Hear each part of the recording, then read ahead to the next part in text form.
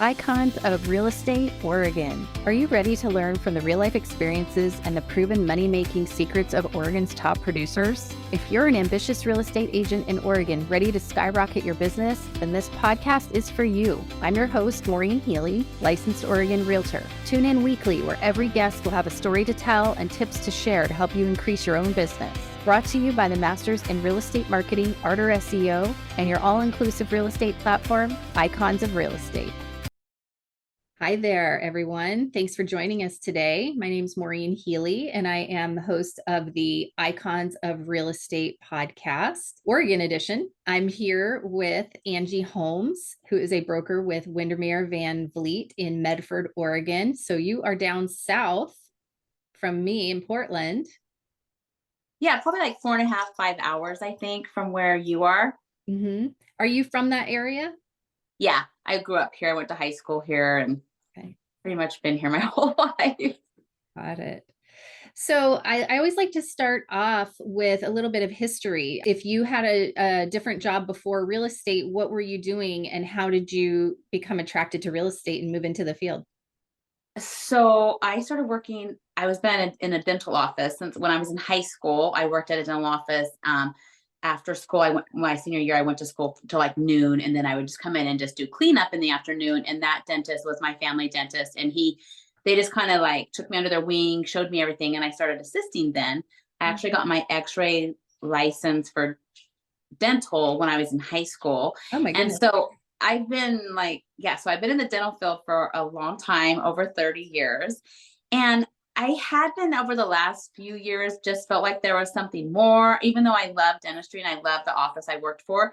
The dentist I worked for, I was his first dental assistant from when he got out of dental school. I was like 18. He was, 27. So, it was an amazing experience, and it was perfect for that time in my life, even though I look back and go, oh, I should have changed it before. But I think it was just everything happens in the time it's supposed to happen. Mm-hmm. And I just started feeling like for a few, like at least 5 years, I was like, I just wanted something more, Sure. And someone had suggested, I'd met a new friend, and she was a real estate agent, and she's like, you would be really good in real estate. I think you should be a real estate agent. And she probably wasn't even like really like, maybe she was just giving me a compliment. I don't even know if it was like true, but that just got in my mind, and I started thinking about it. And my husband was like, I think you would be a good real estate agent. And then I just really thought, you know what? I think I'm going to do it. I'm going to go for it. I signed up for the class, and it took me a year to complete the course. I had to get a few extensions. So I got my license, and I started last January, but I was just working part-time. I was kind of holding on to that dentistry as like a security blanket in case it didn't work out. Mm-hmm. And that was until about the end of April last year. I was still working at the dentist office part-time, like 2 days a week, and then doing real estate the rest of the time. Mm-hmm. Then I quit at the end of April and went full-time in May. And from then till now, I love it. I love it so much. So do you miss the dental work at all? No, not really. I don't miss that at all. I miss sometimes, a little bit sometimes, like when it's a little stressful, it deals a little stressful. And my husband's like, well, even though you're like, it's kind of stressful, are you so happy that you're not like in dentistry or like doing what you did before? And I'm like, yeah, except for it's Friday and I wouldn't be working today. I was in dentistry because we just worked 4 days a week. But I love the flexibility. I love making my own schedule. And it's a perfect time for me. My kids are grown, so I don't have to worry about necessarily going in the evenings and missing things with them or anything like that. So yeah, no, I don't miss it at all, actually. How old are your kids? They are 29 and 26. Okay. So they're out of the house doing their own thing at this point. Yeah. And then I have a daughter. She's my stepdaughter, but she's like my daughter. She is my daughter. She's 31. And so she has a baby. So we actually have a grandbaby. Yeah. Oh, so fun. It's nice when they live close enough where you can actually participate and see them. They don't none of the kids live close in the town, but the grandbaby, he's like 5 hours away. So we don't get to see him if we want, but he is within driving distance. Yeah. Okay. Yeah. So you can see them, but not every day necessarily. Yeah. But close enough to visit. Yes, all my family is back east and in Texas, so I don't like I have to get on a plane if I want to do any of that stuff, but I try to do at least once or twice a year. Yeah. What would you say your superpowers are for this business?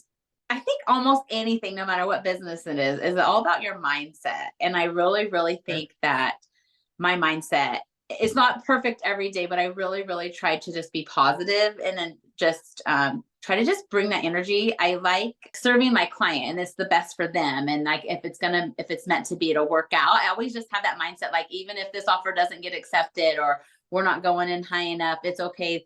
There's going to be something else that comes along better. And I just always feel like it's always going to work out how it's supposed to work out. And I feel like that is kind of my superpower. Like, I try not to, of course, it's not always perfect. Like, you do have bad days, but I try to just always remember that things are going to work out. And if it's meant to be, it will be. Yeah, and I think it's important too for as agents for our own mindset to continue building our business, but also to project that to our clients that it's going to be okay. Because I know sometimes they get really nervous or scared or uncertain. You know, there's like the cold feet. Yeah. So being able to kind of talk them off the ledge and Right. pressing Then they make forward. that offer, it gets accepted, and then they're like, oh, I don't know if I can do this. I don't know. We can't afford this or whatever. But you always want them to feel like they have control, but also know that that's normal the way they're feeling. And that happens to a lot of people and it's going to be okay. But yeah, just that. And then I always tell them too, okay, we're going to turn this offer in, but let me just tell you right now, if it doesn't get accepted, it's okay if someone else comes in higher, because I always feel like no matter what, if this isn't the one that you get, the next house, you're going to be happy that you didn't get that other house because the next one's going to be better. Right. One thing I like to do when I go back to my past clients, 6 months or a year later, after they've been in the home for a while, is to say, oh, do you remember, these other houses that we saw that you really wanted? And now that you're here, how do you feel about it? And every time they're like, oh, I'm so glad it worked out this way. I don't think I've Yeah. ever had anybody say that they were unhappy, even though at the time they might have been really upset about losing a certain house. Yeah, I feel like that always happens. I wasn't in that frenzy, or I've never had I wasn't like when the people were like putting multiple offers on a house, 5 and 6 offers, and having to go 25,000 over the price. I wasn't in that. I joined last year and there was still some of that, but for some reason my clients, the houses they choose, I've been in multiple, like maybe a couple offers, like couple different But not people like offering, crazy offers. but not where I've had one client that's put in like 5 offers and haven't got the house, Okay. Mm-hmm. Yeah, I haven't had that. So I'm thankful for Yeah, that too. it is. I was working during that time actually with one of my very good friends, longtime friends, and helping them upsize. And we got a great price and sold their house right away. But then the search for the next house was right at the beginning of that frenzy. And we ended up we went to over 100 houses and made, God knows, I don't know, probably 40 offers or more Oh my word, that's until they crazy. finally got yes. It was crazy. And I was telling them, I'm like, this is not normal, but it became the norm at that time, Mhm. but it was like right at the very beginning of that when we started looking, and it was like, they were like, oh my gosh, is this how it is? And I was like, well, not normally, but I guess it is now. We Uh-huh. had to really Yeah. adjust, our strategies, but I think that's also like I came in when the market was just maybe starting to cool off. It wasn't quite that frenzy and that kind of, I didn't know that. I didn't come in like 2019, I think, when it was all started and so then now when things are slower, people so I think some of the older agents and newer agents are like, oh, this is the worst I've ever seen it. I've never been in a market like this. And I just don't have that look because I don't have that experience. And so to me, mhm. it's just like, I don't know what I don't know. And so I think it's amazing. I think Yeah, it's great. right. It can only get Everything's better from here. yeah. Yep. Yeah. And I haven't had, I'm still having like a really good track record and a really good luck with homes getting in escrow and stuff. So I haven't had that huge amount of slowdown, but probably because I wasn't in the frenzy. So I don't even know what the huge amount of slowdown is. So are you working primarily with buyers or do you also do listings? I do listings too, but I haven't had any listings yet. I've only had buyers. Yeah. Okay. I've had a few listing appointments. They're just not ready to sell yet. They're going to wait a little bit, but that will happen. But I right now I've only had buyers. Gotcha. Well, the listing side is fun too, and I enjoy doing both personally. It's a different thing, but I think having experience on both sides helps you, as time goes on, the longer you stay in the business, when you kind of can see it from both perspectives. I think that's really Yeah. helpful, especially with the clients when you're on one side and they're getting worked up about something, you can kind of show like, oh, well, think about it from the other perspective. And then that Yeah. usually can get them to understand like, okay, here's our next step. This is going to be the best way to go.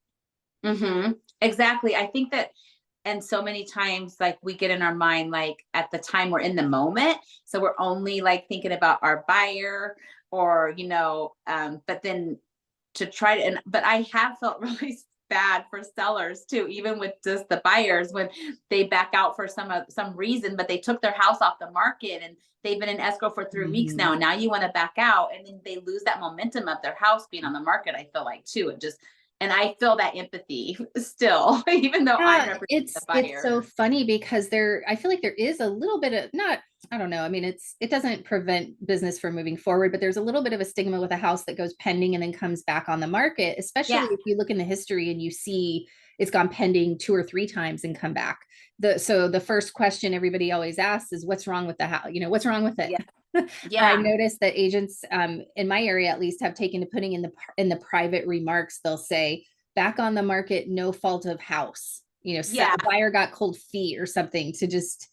I've seen that too. And I still though think it hurts. Like you could have like they put their house into escrow and they had 3 offers, but they picked the best one. And then that person backs out. And even if you go to the other person, then all of a sudden they don't want it. So I Right. feel like it makes buyers want a house more. Like you do want it because it's FOMO, fear of Uh-huh. missing out. Like they think, oh, someone else wants it. I want it more. But all of a sudden, when that person doesn't want it anymore, oh, I don't want it either.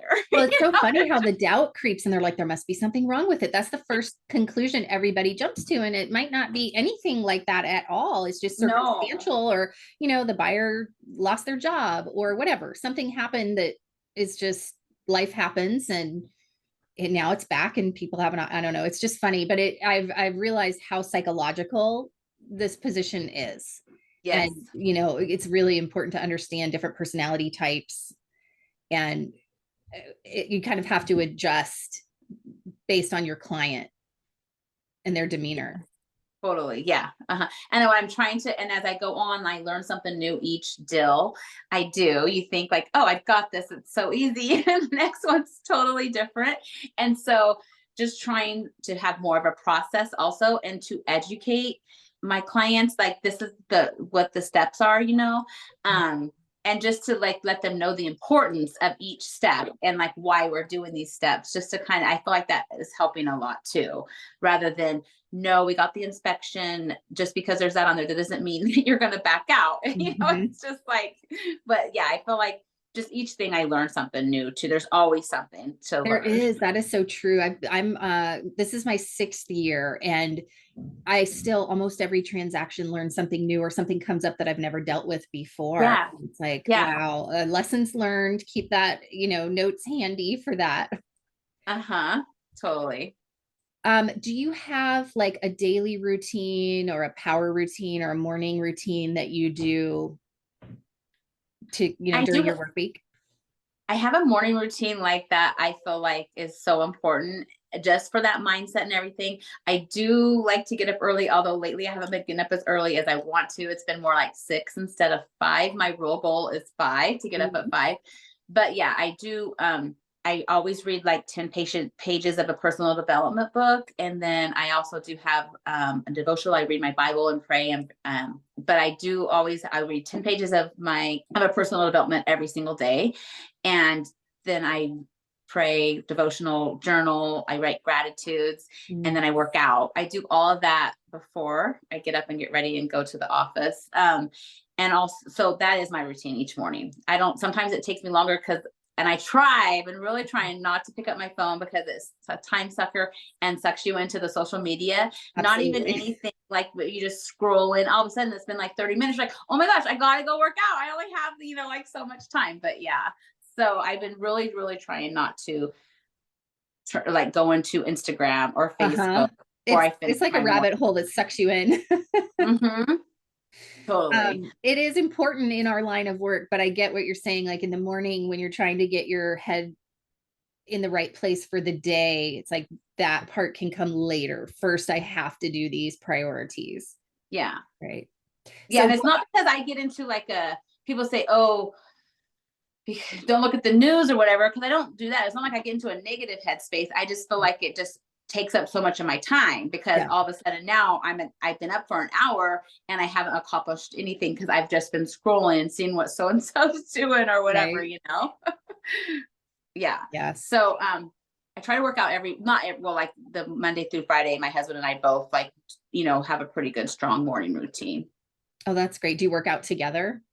No, because he gets up a little earlier than I do. And Oh, since I've really? started real estate, now I don't necessarily have to be at the office at a certain time. And so if I was a little bit more rigid, he works out before me and then I work out. We do work out at home most mornings, though. Like we have our weights and stuff here at home, so we don't have to leave the house. That makes it easy.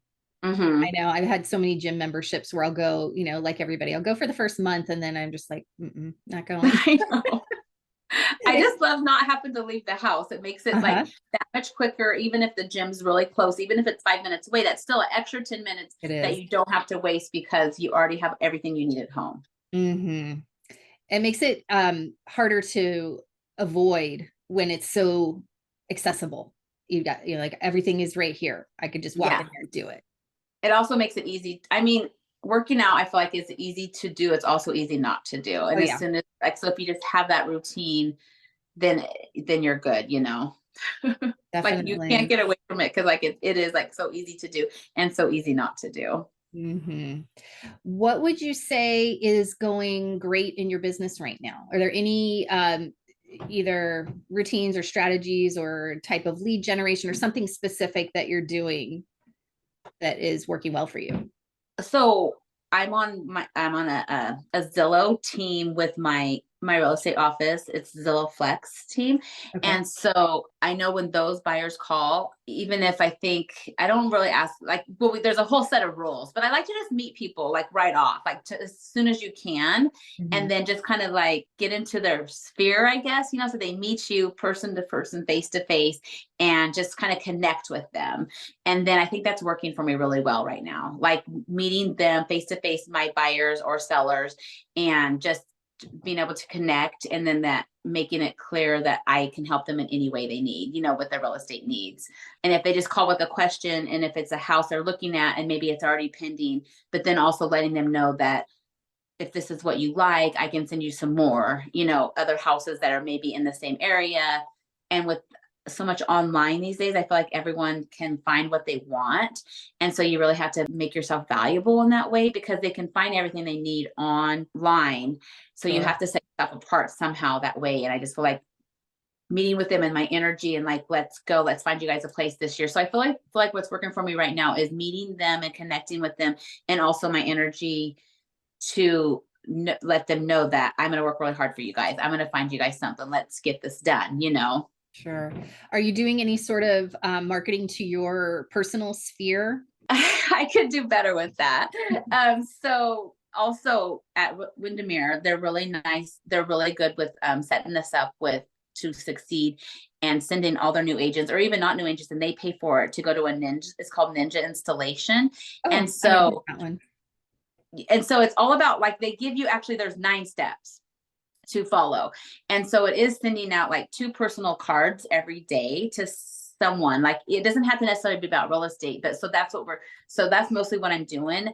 Even it could be like your hairdresser, your dog groomer, just, thank you so much for taking care of the dogs. Like just something I just thought about you the other day. So when someone pops in your mind, just to send them a card. And it's not really about real estate, but it could be you just putting yourself on their mind. And maybe they're not looking for a house, but maybe they know a friend. Then you getting that card from you, one, is a nice gesture. And then Mhm. they could think, oh, my friend so and so is a real estate agent now. If you guys need Sure. someone, you should use her. So just sending out those cards is probably thing right now that I'm doing the best. Mhm. There's also lots of other steps that I'm supposed to be doing that I'm not quite doing. But then also, I do go on social media on Facebook and Instagram, just do sometimes funny reels, nothing really serious, or just talk about my daily routine on Instagram.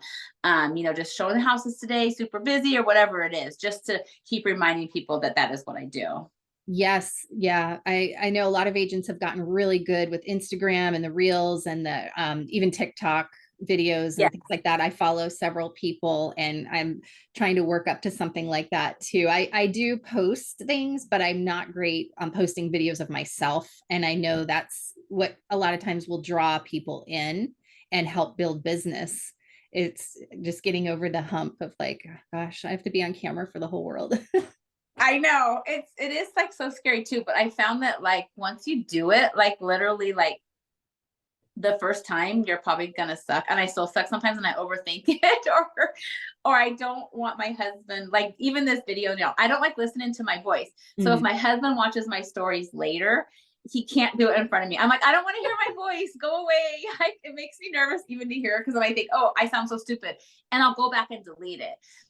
And so you have to just really get past that. So like with Mhm. with any kind of social media, get past, so you have to literally like, talk on your phone, and the more you do it, the better you get at it.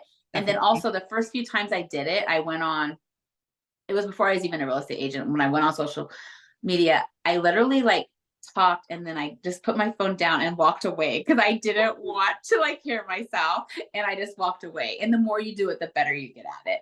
And I feel like you have to add value too. So sometimes it's just fun, and I need to get better at adding value. Like if you're a buyer, this is what you need. And it could be a real, and I've seen real estate agents do it on social media. You need a pre-approval, you need this, you Sure. need to know, blah, blah, blah, so those are the things too.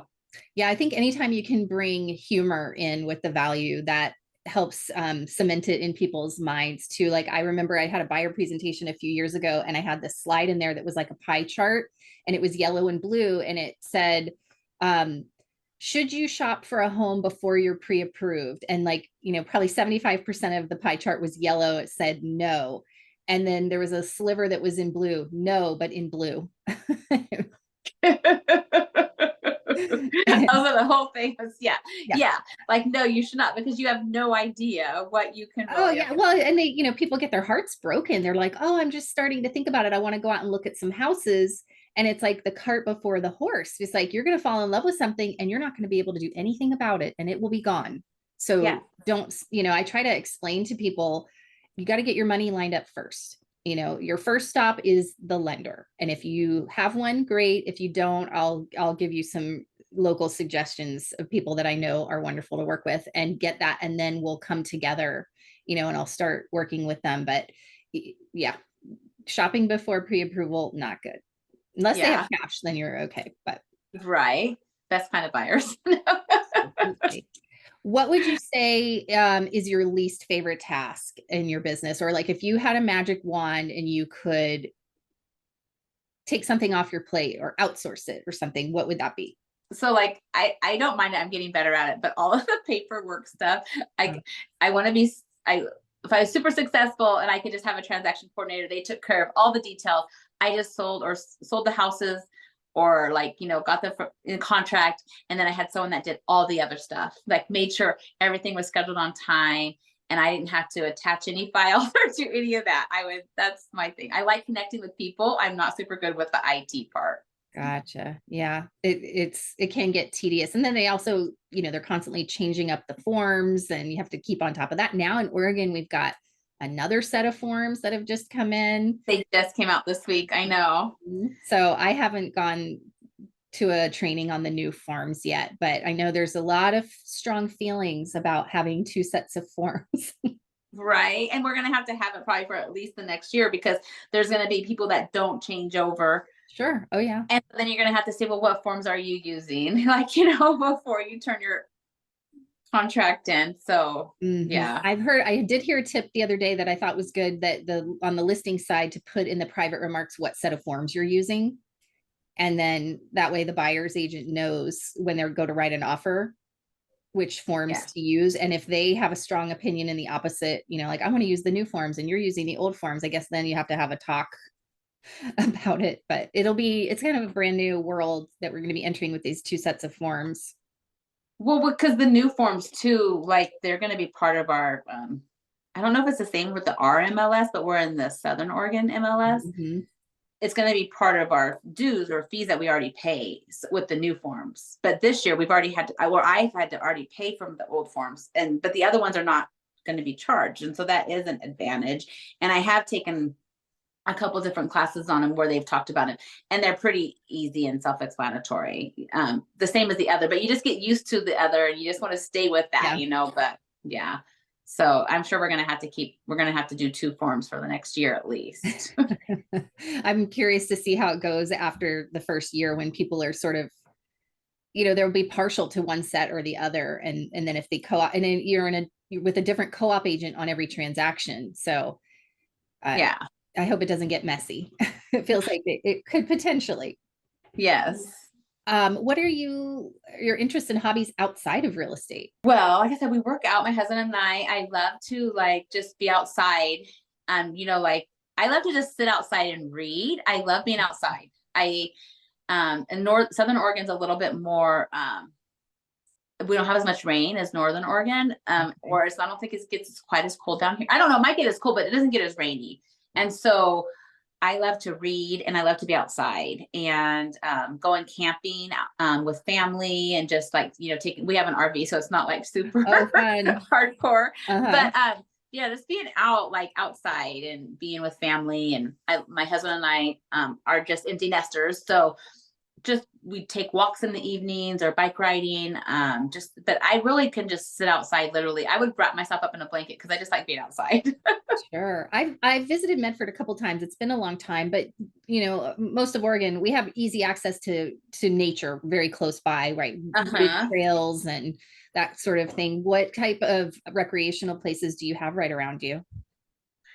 Well, there's lakes and river. Like we have the river that's super close for rafting, and there's all kinds of camping and stuff close by too. There's Lake of the Woods, which is only like 30-40 minutes from here.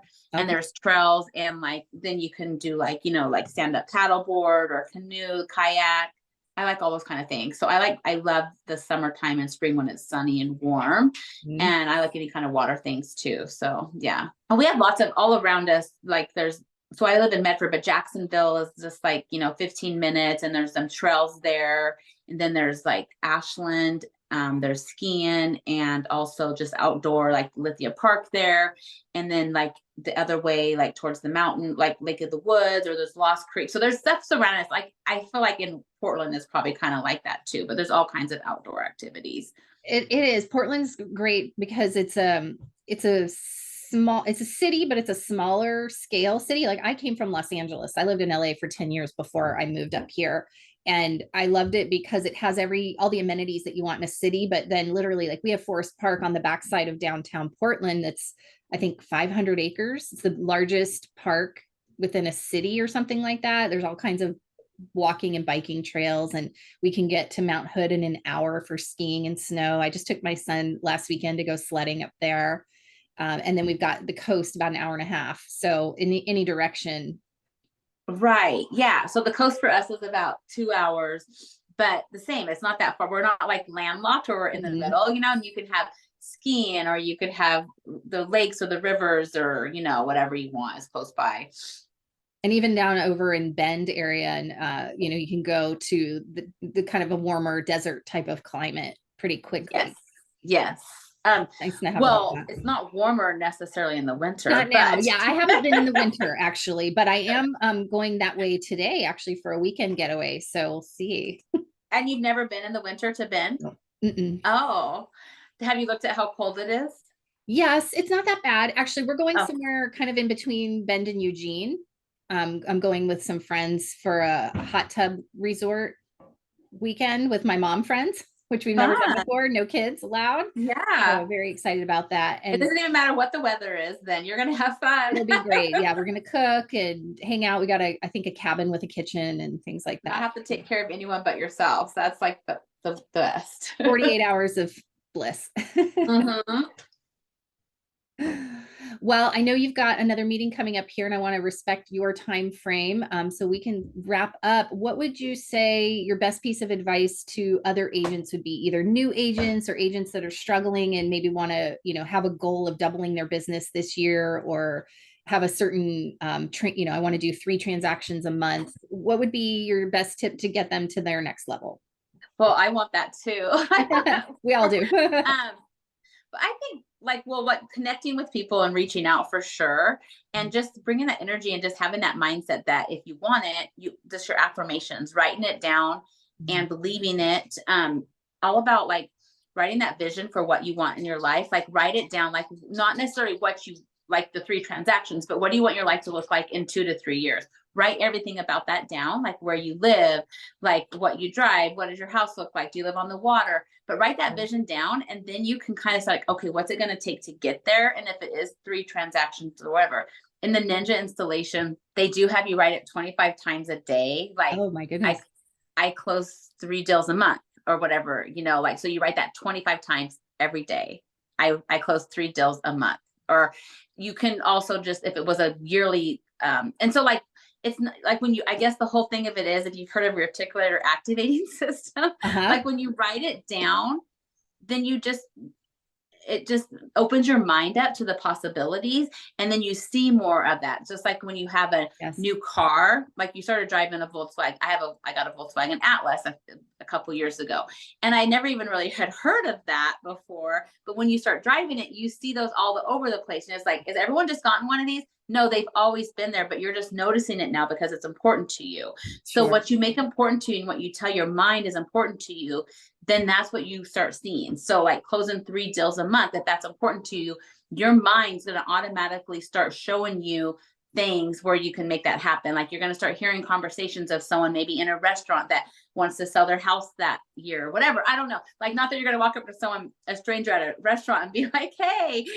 but those are the kind of things. And I think you attract that more when you write it down and you have a clear vision for what you want. Then your mind can start seeing those things, and you attract those to yourself. So Definitely. I think the personal development one, reading books, educating yourself, having a vision, writing it down, are all the things to become better in any area of your life. What is your favorite self or mindset book? So I just finished The Go Giver. So right now that's on the top of my mind. But Atomic Habits, I would say, is one of the best to read. I just finished that one recently. It's so good. And it gives you real things to do and real things to conquer that. So Atomic Habits, The Go Giver, is all about serving. And when we change our mind from like, oh, I need to close this deal, or I got to get a deal, to like, who can I serve today? Who can I help today? It changes it around, and it's like, even if that deal falls through, that's okay, because something's better is going to come along for this client. And so it changes it around from yourself to like, what can you do for other people? And then I think you just automatically attract more of that too. Yes. But Atomic Habits, The Go Giver, is amazing. And I just started reading, because I just finished. So I was looking over there because they're on my table. I just started reading Be It Until You Become It. So all about, I haven't heard of that one. So it's kind of newer, but it's like be her now. So like it's like just the same. So like, if you want to be the top real estate agent, start acting like a top real estate agent. What would a top real estate agent do every day? Like, what time would they get up? What would they do? Would they reach out? How many people would they reach out to each day? How many people would they try to connect with each day? Start acting like that top real estate agent before you are. And then that's how you become what you want to be, is to start acting like it. Sure. I think priority blocking your day is super important too. And it sort of goes back to like, eat that frog, get the biggest, hardest thing out of the way first, and then make sure that you are paying attention to your intentions. Right. Yes. Because it's so easy for the day to get derailed. We get a phone call, we get an email, we've got something to deal with that comes up. So I love your morning routine and getting all of the biggest priorities for your mindset done right away, and then priority blocking the business tasks throughout the day as much as possible. But you also have to have some flexibility. As we know, things come up last minute, or you might get a buyer that says, oh, I want to go see this house today. Can you meet me there in an hour? And you have to drop everything and run. So it's like you have your set plan, but then you also have to have some flexibility in there and make sure that you come back around to those important tasks at some point. if there's anybody that would like to reach out to you, other agents that have any questions for you or just want to connect with you, what would be the best way for them to get in touch with you? On my Instagram, I think I have my phone number on there even, but my Instagram or Facebook, it's Angie Holmes, Holmes Okay. is my last name, but on Instagram it's also Angie Holmes or Angie Sells Homes. And it's Angie underscore sells underscore homes, and it's Holmes because that's my last name. So this happens to be perfect. It But does. yeah, I would love to connect with anyone. I love connecting with people and meeting new people. Thank you so much for your time today at the Icons of Real Estate podcast. It's great to get to know you and hear all about what you have going on. Thank you, Maureen, for inviting me. Hopefully it was helpful for anyone, or, just get some inspiration. For sure. It's always fun, I think, to hear what other agents are doing and how they're doing it. I mean, there's a lot of things that everybody does, but every now and then you hear just like a different twist on it or a different way of thinking about something. And so I love doing these podcasts because I get to talk to agents in so many different areas and hear about so many different experiences and learn and grow. Okay. All Thank right. you. Thanks. Have a Uh-huh. great day. Bye, Bye-bye. you too.